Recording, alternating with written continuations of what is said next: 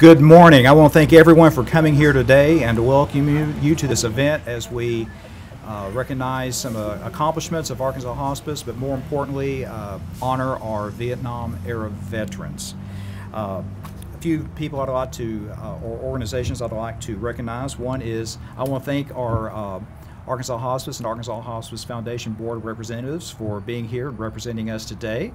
I want to thank the Arkansas Secretary of State's office, and in particular Leslie Bellamy and Brandon Newell from the office representing them today. They've been so gracious to work with us on the facilities and parking. And then I also want to recognize another non-speaking representative that we have, and that is Richard Maxwell, the District Representative for Military and Veterans Affairs from Congressman French Hill's office. And if there are any others here that I missed, I apologize, but nevertheless, I want to welcome you all here.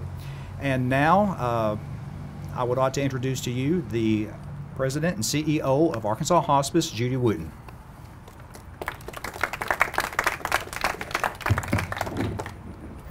Okay, thank you, David, and thank you everyone for being here today. Arkansas Hospice is deeply committed to veterans. That's the title of our Veteran Service Program, but it's more than just a title. It's part of our organizational culture in the way we recognize and care for those who have protected our freedoms. During my tenure with Arkansas Hospice, I have seen our commitment to veterans care grow. Arkansas Hospice was the first hospice in the nation to employ a fully accredited Veterans Claims Agent as its Veterans Service Coordinator. Arkansas Hospice is the only healthcare provider in the state to be certified by the Arkansas Department of Veterans Affairs for nonprofit service to Arkansas's veteran population. And Arkansas Hospice has been an active participant in the We Honor Veterans program since its launch in 2010 by the National Hospice and Palliative Care Organization in collaboration with the Department of Veterans Affairs. The goal of We Honor Veterans is to address the unique healthcare needs, both physical and unseen, facing our veterans and their families, many of whom are unaware of end-of-life services and benefits available to them. Over 25% of those who die every year in the United States are veterans. Arkansas Hospice has maintained a Level 4 We Honor Veterans partnership since its introduction in 2015. Until now, that was the highest level available. But on the eve of this Independence Day, as we gathered here at the Arkansas Vietnam Veterans Memorial, I am pleased to announce that Arkansas Hospice has been named a Level 5 partner in We Honor Veterans. This new Level 5 partnership is the highest recognition for care granted by the We Honor Veterans program. It is significant in the fact that Arkansas Hospice is the only hospice in the state awarded Level 5 partner status. And Arkansas Hospice is one of only 9 inaugural Level 5 partners in the nation. In addition to the Level 4 requirements, Level 5 status is granted for hospice organizations that place a greater emphasis on staff education and caring for Vietnam-era and combat veterans. Additionally, Level 5 partners are required to assume the role of regional mentor to other We Honor veteran partners working to enhance their programs. We at Arkansas Hospice are grateful for this honor and more committed than ever to care for those who have served our country. A component of care for all our patients, but especially veterans, is recognizing and directing resources for grief support, including the emotional and unseen wounds that come to the surface for patients and their families during a serious illness. To speak more on this topic and to introduce our guest speakers, I'm proud to introduce Arkansas Hospice Veteran Services Coordinator and a veteran himself, Doc Kinzer. One of the things I want to just mention, and very briefly, I realize how warm it is here in July in Arkansas. It's just like summertime in Arkansas, isn't it? In war, there are some very obvious wounds, and we have some gentlemen on this docket today who are Purple Heart recipients. They have some very visible wounds of war, and they'll be speaking to you in just a little bit. And for those, we are very proud of our servicemen, and they are awarded a Purple Heart to recognize what they have lost, what they have endured.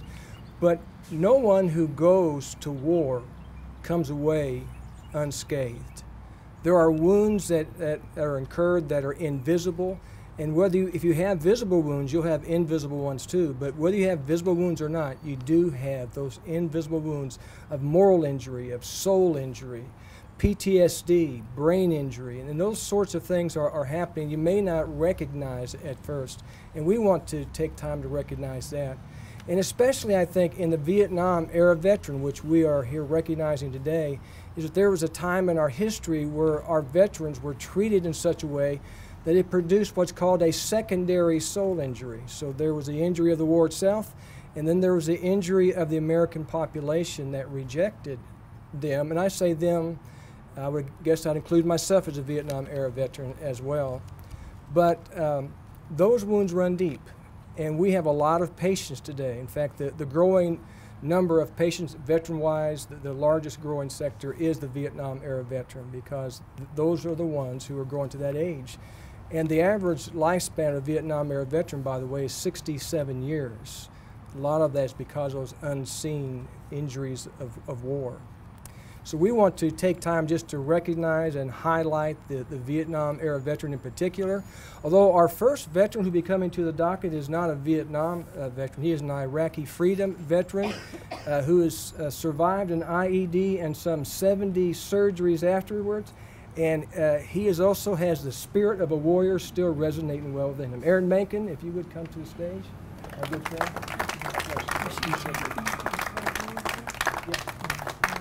Thank you. Thank you. Good morning. Thank you, Doc, for your support and your friendship. I just thank you all that you do, and how lucky we are to have Doc where he's at, the position he's in as a VSO officer for the hospice there. That it's a very unique position, only one in the country as I understand it, right? And we're lucky to have you. Thank you to Judy for all that you do and that you put this on, and welcome me to be here. Like I said, I'm honored to be here, thankful to be anywhere, if I'm being honest. But, grew up in Northwest Arkansas, enlisted in the Marine Corps in 2003 at the onset of the Iraq War. I thought to myself, what can I do to be an asset, to be something more than just boots in the ground? I wanted to take a skill set that I had to tell stories, and decided to do that for the Marine Corps. So I enlisted and trained as a combat correspondent. They put a camera in one hand and a rifle in the other, and I went to go tell the Marine Corps story. And spent some time in Iraq in 2005, some time in Fallujah, and from there was augmented to cover combat operations up near the Syrian border. And we did hard knocks, going house to house, and gave Marines and saw what combat is at its most ruthless. And the spirit of those warriors to stand up and defend one another out there with no one else but each other. And to endure that, to survive an IED attack, and have those memories with me. And I continually tell that story. I'll travel to schools and I'll talk about my experience of how life will just, you can't prepare for it, but bombs will go off. And it'll manifest itself in a multitude of ways. Not always quite literally, as in my case, but sometimes you just get sent in a different direction, and then have to make those choices to decide, who am I going to be in spite of what's happened to me? And through that, being granted a very unique opportunity to redream life all over again. And through that, I've been incredibly blessed. As a warrior coming home from the Iraq War, to a nation that welcomed me home, provided for me, that cared for me, and gave me some of the best medical care that our country has to offer. And in that understanding of our excellence, how we've excelled, our battlefield medicine, our proficiency in getting warriors off the battlefield, surviving wounds unlike this country has ever seen. With it comes a great responsibility to continually care for and provide for these individuals that have given so much. So, with a sense of feeling like I was taken out of the fight way too early, I came home with a fire in my belly to continue to fight for those that maybe don't have the voice that they could use, or just decide not to tell their stories, I'll tell mine in hopes that it'll grab someone's attention and give us opportunities to move forward and the progress that needs to be made. And the last time I was on these grounds was to help pass legislation to better the lives of veterans and their families here in the state of Arkansas, and I was honored to have an opportunity to do that. But of all the lessons I've learned, I'm most grateful for the lesson that was learned a generation before me, that this memorial reminds us of. Hate the war, fine. Love the warrior. And when we come home, having given so much, like Doc said, some of those scars you can't ignore. But more often, in most cases, scars you can't see that will plague an individual for the rest of their lives. And how little sense it made to me that we would value our own integrity, our honor so much, to never leave a man behind, to come home and let them struggle alone.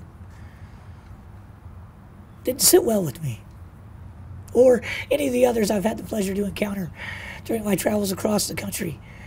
Those that love this country and love those that are willing to sacrifice so much in their service to all of us. I'm thankful and I'm blessed. And I hope that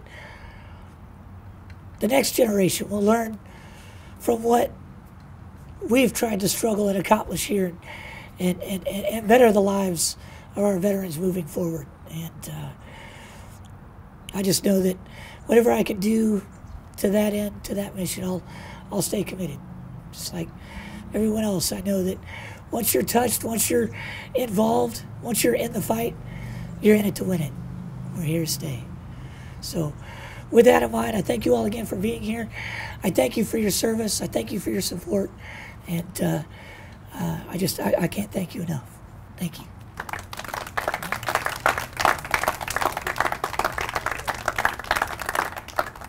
Thank you so much, Aaron. Appreciate your service and all of your sacrifices. And at this time, I'd like to introduce Mark Diggs, who is the Director of Veterans Villages of America, and he is a two-time Purple Heart winner of the Vietnam era. Mark?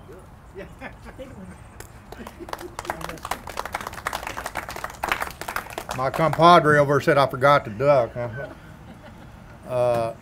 Nobody wants a Purple Heart. I call them inefficiency medals. I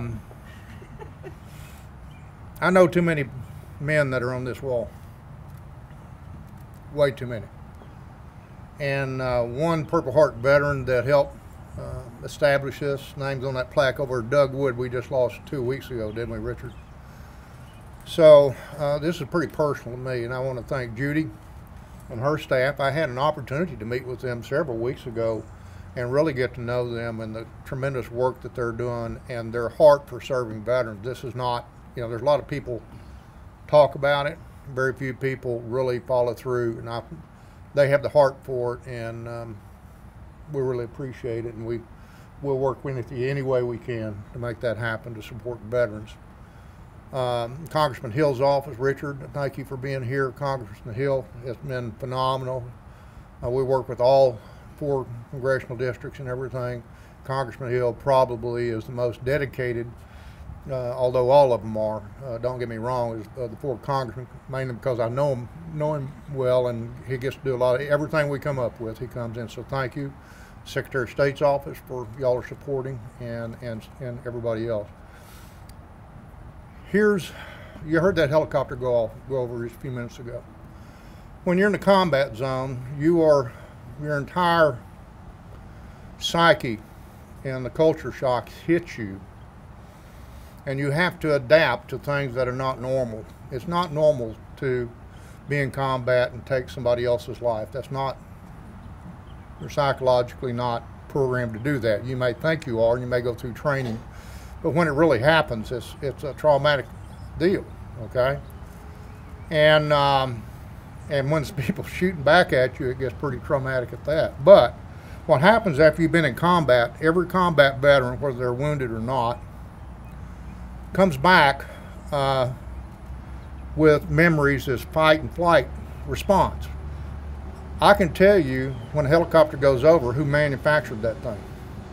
It was an ubiquitous deal. So those are the things that start bringing back memories. If a book falls over and hits flat on the ground, you'll see me trying to get under a table.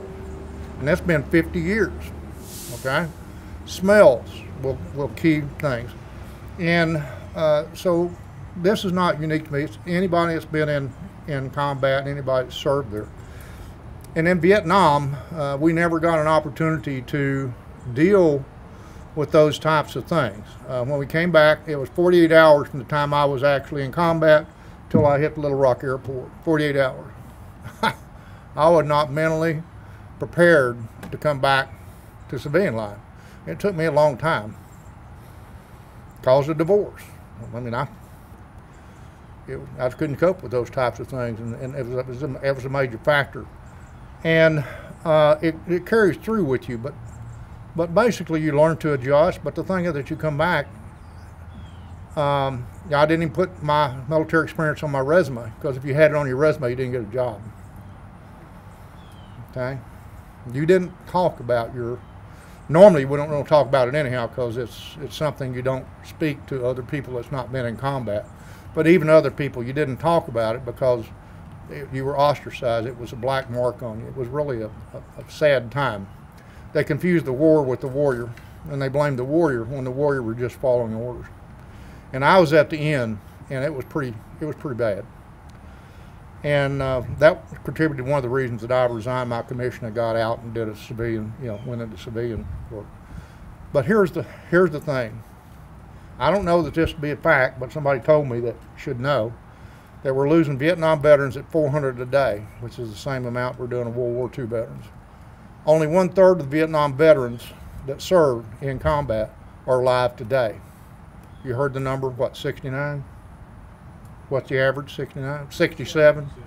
Well, I'm way beyond my prime on that deal. I'm over 67. But we know them, and it's personal, every one. So when you see a Vietnam veteran, realize that there are some really hidden wounds there, far beyond the physical, and in fact those that are more lasting and probably more hurtful and more impactful to a life and a family. And instead of saying welcome for your thank you for your service, if you see a Vietnam veteran, say welcome home. They never got it, and that starts that healing process. But the hospice is so key, because now's the time that we're going to have a lot of Vietnam veterans that need that service. And I ask everybody to support hospice and to recognize what they're doing and how important it's going to be for the final days in the healing of Vietnam veterans. Thank you very much.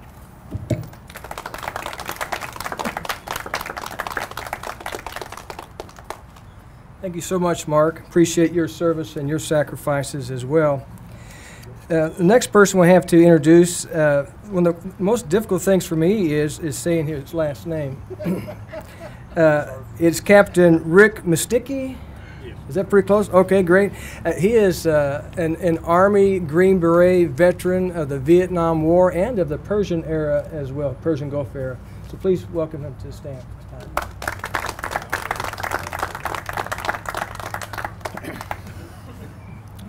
Thank you very much for the opportunity to speak about these Vietnam veterans. I really appreciate it. I returned from Vietnam approximately as I remember, 5 times. And in November of 2004, I returned from Iraq. Came home for a 1-week R&R leave. The plane landed in Dallas, Texas, and I remember deplaning the aircraft. They had us off on a little side of the airport there, and we were coming into the terminal. And I couldn't believe what I was seeing. People were standing there, and they were handing us phones to call home, and they were saying, "Thank you for your service. We're glad to have you back." And I couldn't help but think about the times that I returned from Vietnam, and people would pull their children away from me, or away to get closer to them. They wouldn't sit next to me. And this happened not just to me, but to almost all the Vietnam veterans that came home.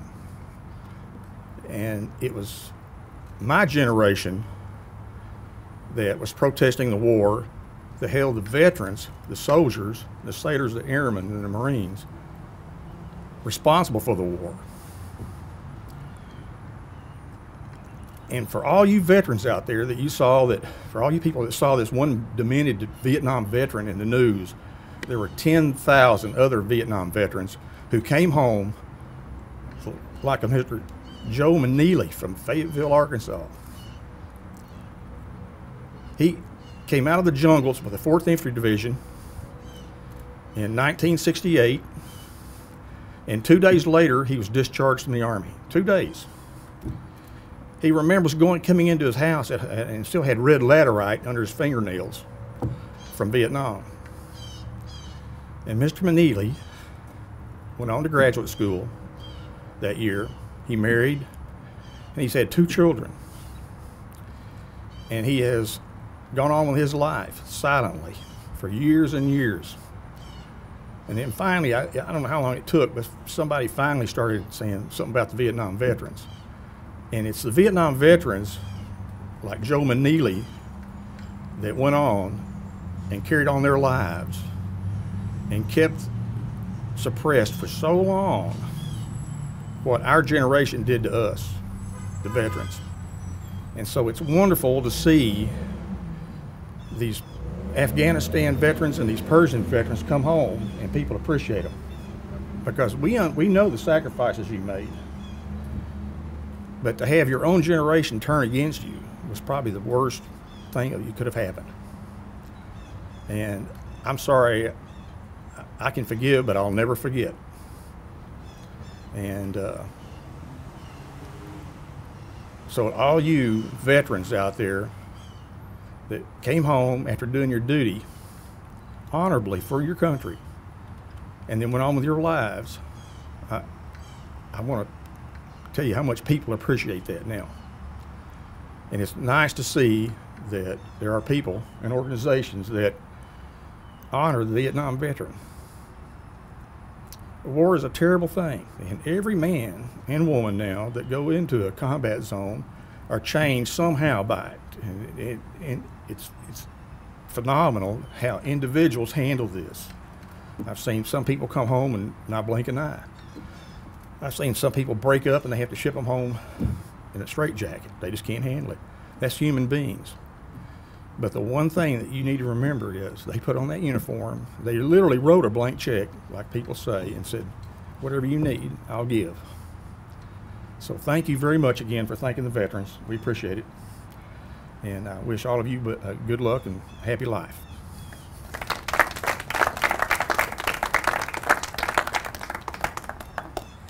Thank you so much, Captain Musticky, and thank you for your service and your sacrifice as well. I just want to take just one moment to, we talk about all these invisible wounds of war. Part of what Arkansas Hospice does is we try to prepare ourselves to deal with those, with our veterans. About 22% of our patients at any given time are veterans, and one of the issues they have is a thing called moral injury. Moral injury means that you have done something you never thought you would do, and you cannot believe you did it. You can't forgive yourself for doing it. You even wonder if God can forgive you for doing that. So those are things, when you're in war, you are called upon to do things that are inconceivable. But and while we do what's called sucking it up at the time, you know, that it's just part of being a soldier. You don't complain. You just do the mission. You got orders. You have a mission. You got to get it done. And so you get through it, but once you're through it, now what do you do with that? And sometimes their whole lifetime is not enough. And so we're trying to help them get past that part. A soul injury is when something is done to you, and so you've been injured in such a way. Maybe you were shot, and from that, maybe you were captured, maybe you were tortured. It's all kinds of ways this can happen. And it isn't only veterans, just there's a disproportionate number of veterans and degree among the veterans, and I think in particular the Vietnam veteran. And we are trying hard to be up to speed. We're working with Opus Peace, who are the leaders in soul injury research and development today, to make sure that we know how to deal with that. So that's part of what we're doing here, and what has led to the level 5 is that desire to deal with our veterans. At this moment, speaking of veterans, I would like to invite any Vietnam veteran, if you would, to join me up here. We'd like to honor you at this moment for your service to this country and to a country that did not respect or honor you the way it ought to have at that time. I want to say that you are an honored veteran and welcome home, sir. Thank you. God bless you very much. It's my honor to present you with this pin just to recognize your service to the United States of America. Thank you very much.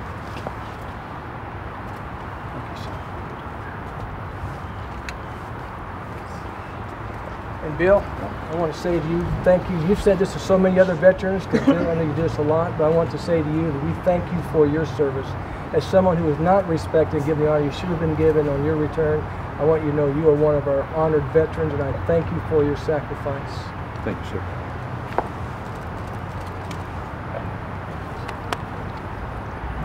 Gary, I just wanted to say to you, I thank you for your sacrifice. I know you were not given the honor and respect you should have been given. I want you to know that we welcome you home and thank you for your service, and I personally want to thank you and show you the honor that you should have received. Thank you so much.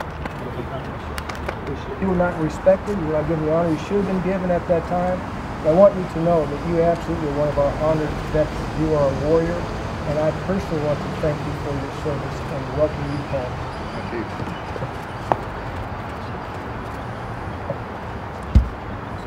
God bless you. Mr. Sticky, I just want to welcome you home. Thank as you. someone who did not receive the honor and respect you should have had the first time around. I know since then you've gotten honors, but I want to take us back about 40 or 50 years and say, thank you for your service and the sacrifice you made. Thank you. I'd like to honor you personally. Thank you. Thank you so much for your service, sir. Thank you. If anyone here, I know that you're not a Vietnam era veteran, just a little bit young for that, but your grandpa's a Vietnam era veteran, and your grandmother put up with him. And that is no easy thing, is it? So I wanted you to take this for her. This is just it's a gold star pin for those who are the spouses and family members of Vietnam veterans. So tell her thank you from us. All right, thank you so much.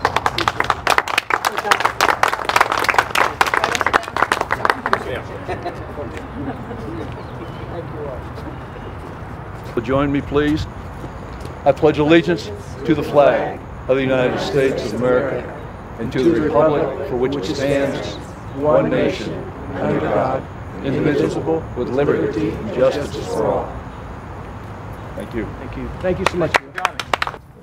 Well, thank you all for coming. It's time to close. Just a few more remarks. Just wanted to remind everyone that being a level 5 is just one component of the total package of veteran services that Arkansas Hospice offers. We call it Committed to Veterans.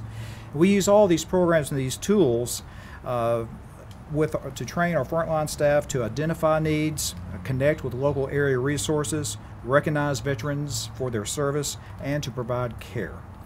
And we have one more announcement we'd like to make, and that is that Arkansas Hospice has been accepted as a commemorative partner by the Department of Defense Vietnam Commemoration for activities recognizing Vietnam veterans and their families, service, valor, and sacrifice. So Doc, if you can unveil that. And we can only do that because we live in such a great country and enjoy the freedoms that our veterans have provided for us. Thank you so much for coming today. We have cool water.